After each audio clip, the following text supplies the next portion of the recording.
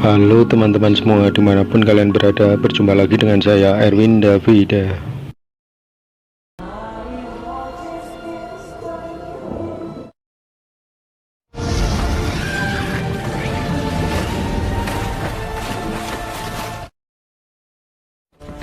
Escaped? Leave it to me, sire.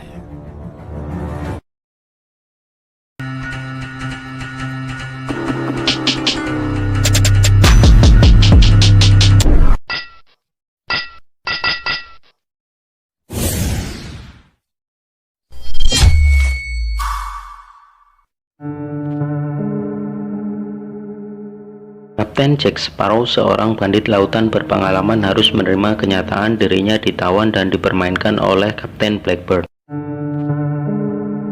Dan untuk diketahui, Kapten Blackbeard adalah pemilik dari kapal Queen Anne's Revenge yang terkenal sangar dan ditakuti musuh-musuhnya. Dan bagaimanakah alur cerita film bajak laut Pirates of Caribbean ini selanjutnya? Selamat menyaksikan. Dan jauh di tengah lautan, maka terlihatlah dua orang nelayan sedang menangkap ikan, dan di dalam jarinya terdapat seonggok mayat.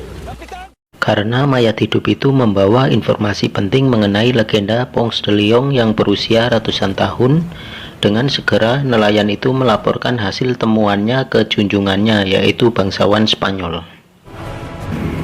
Di dalam peta usang yang dipegang mayat hidup itu tertera lokasi sumber mata air awet muda. Menanggapi hal itu, armada laut Spanyol dipersiapkan untuk menelusuri keberadaannya.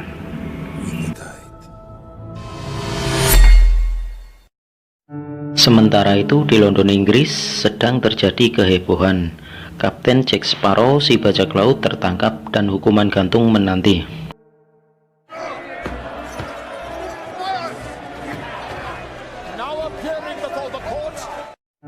Saat dilakukan sidang, keanehan terjadi.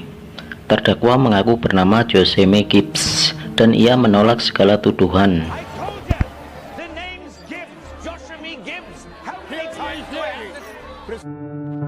Keanehan semakin bertambah ketika Hakim Agung Smith memutuskan agar terdakwa jangan dihukum gantung, tapi cukup dikirim ke penjara saja.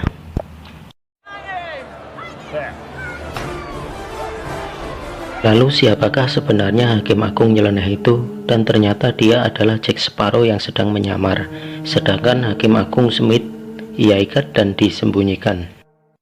Tingkah tengil Jack Sparrow terus berlanjut. Setelah memberikan uang suap kepada kusir, Jack Sparrow ikut masuk ke dalam kereta bersama tahanan. Ini dilakukan karena Joseme Gibbs sebenarnya adalah rekannya, dan rencananya di tengah perjalanan mereka kabur. Saat di dalam kereta, Tuan Gibbs bercerita tentang adanya kapten yang bernama Jack Sparrow sedang melakukan audisi pencarian bakat untuk kru kapalnya. Mendengar cerita ini, Jack Sparrow menjadi bingung. Ia merasa bahwa Jack Sparrow hanyalah dirinya satu-satunya.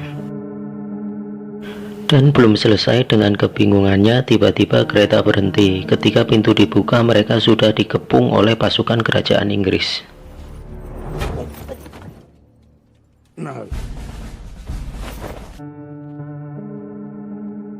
Maka disyaratlah Jack Sparrow untuk menghadap Raja Inggris. Dengan tangan dan kaki diborgol, Jack Sparrow dipaksa untuk menyerahkan peta lokasi sumber mata air awet muda. Dan di tempat itu juga hadir Kapten Barbossa, seorang bajak laut yang kini bekerja untuk pemerintah kerajaan Inggris. Kapten Barbossa memperingatkan Raja Inggris agar borgol Jack Sparrow jangan dilepas, karena bisa saja ia melarikan diri. Dan peringatan itu terbukti, Jack Sparrow bisa kabur.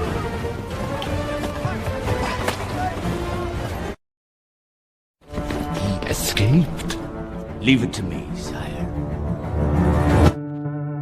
Maka terjadilah aksi kejar-kejaran di tengah macetnya lalu lintas kota London. Jack Sparrow dengan cerdiknya bisa mengelabui pasukan yang mengejarnya. Namun saat dia lengah, ada senapan yang mengarah ke tubuhnya. Untunglah sang bokap datang dan menyelamatkan.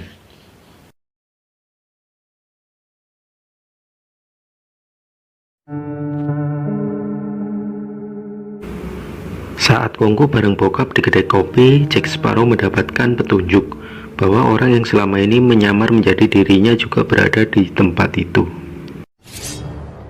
You've stolen me, and I'm here to take myself back.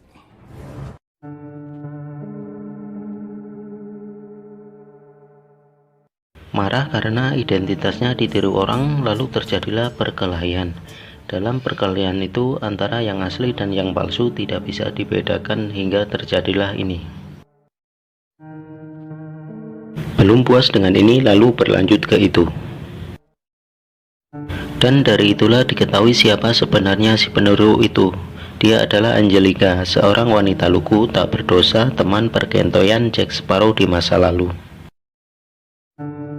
Dan lagi-lagi belum sempat bernostalgia yang enak-enak, tiba-tiba pasukan kerajaan Inggris menyerbu. Jack Sparrow dan Angelica yang mahir dalam hal lari dari kenyataan dengan mudah bisa meloloskan diri dari kepungan pasukan Inggris.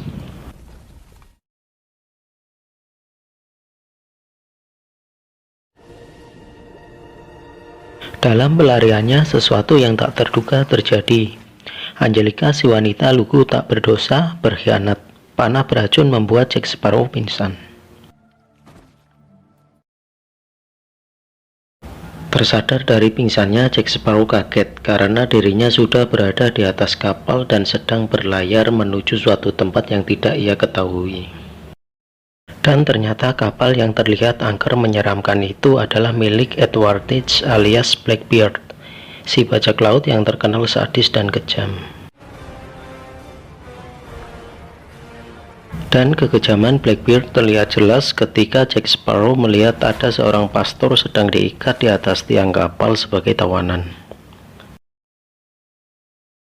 Di dalam kapal ini juga terungkap fakta baru. Ternyata Angelica, teman perkentoyan Jack di masa lalu, adalah anak kandung Blackbeard. Mr. Jack yang tahu bahwa kapal yang ia tumpangi adalah kapal Queen Anne's Revenge yang dihuni oleh sebagian makhluk terkutuk, lalu menghasut teman-temannya untuk memberontak dan mengambil alih kapal. Rupanya kegaduhan di atas kapal diketahui oleh Blackbeard. Demi menjaga kedisiplinan kru lainnya agar tidak berbuat hal yang serupa, maka Blackbeard menghukum kru piket jaga dengan cara membakarnya. Seruan pastor untuk berbuat baik pun tidak dihiraukan, bahkan kekejamannya terus berlanjut. Blackbeard yang punya kekuatan supranatural juga menyiksa Jack Sparrow lewat media boneka santetnya.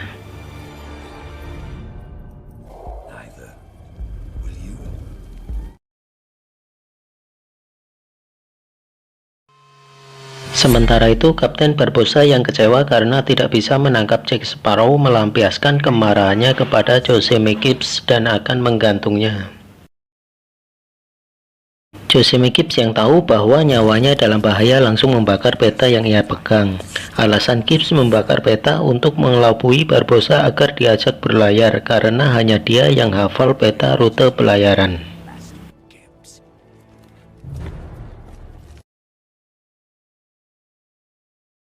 Maka berlayarlah Barbossa dengan naungan kapal berbendera Inggris. Dalam pelayarannya, Kapten Barbossa sempat bersitegang dengan armada laut Spanyol. Ketegangan terus berlanjut ketika kru kapal tahu bahwa mereka akan melintasi Teluk Whitecap yang terkenal angker dan dihuni banyak monster laut. Namun dengan kepiawaiannya, Barbossa berhasil menghilangkan ketakutan mereka.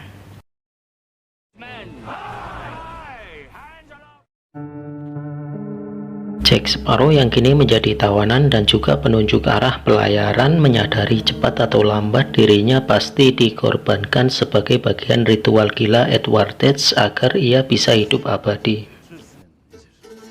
Maka didekatilah Angelica untuk menjajaki segala kemungkinan bisa melarikan diri.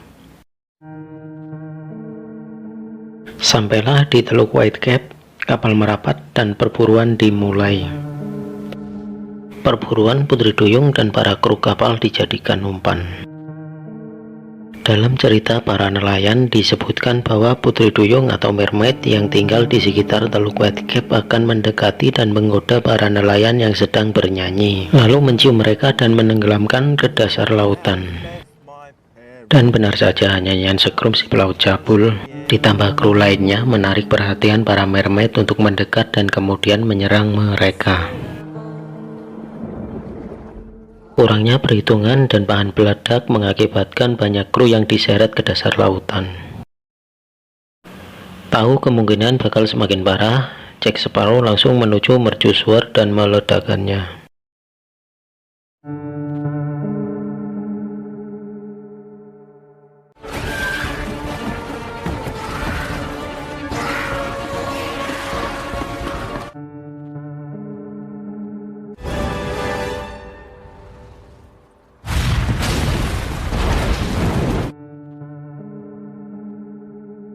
Dan akibat ledakan itu, sang pemuda yang paling baik kelakuannya di antara kru kapal lain hampir tertimpa bongkahan batu. Kalau saja tidak didorong oleh salah satu mermaid, walaupun pada akhirnya ekor mermaid itu terjepit.